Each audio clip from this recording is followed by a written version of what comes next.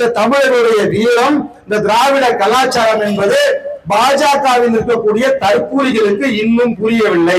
அந்த பாஜகவை மறைமுகமாக ஆதரவாக இருக்கக்கூடியவர்களுக்கு எவ்வளவுக்குமே தெரியல. நாம இந்தியை மட்டும் எதிர்க்கிறோன்ற மாதிரியான ஒரு மாய தோற்றத்தை, மாய வலைய இருக்கிறாங்க.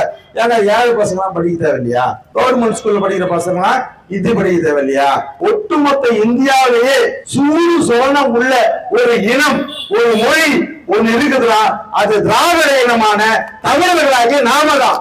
வேற எவனுக்குமே அந்த சூடு சோழனை கிடையாது. அந்த சூடு சோழனை இல்லாததுனாலதான் சமஸ்கிருதத்தோட கன்னடத்தை சேர்ந்து அந்த கன்னட மொழி நன்றாக போச்சு. மலையாள மொழியும் சமஸ்கிருதத்தோட சேர்ந்துதான் அதனுடைய தனித்தன்மை இழந்துச்சு. தெலுங்கு சொல்லவே தேவையில்லை. நம்ம எத்தனையோ தெலுங்கு படத்தை பார்ப்போம். ராமர், சீதா, ஒட்டு நொசுக்கு ஊர்ல இருக்கிற எல்லா புராண கதைகளுடைய குப்பை மேடா இன்னைக்கு ஆந்திராவும் தெலுங்கானா அமைஞ்சிருக்குது.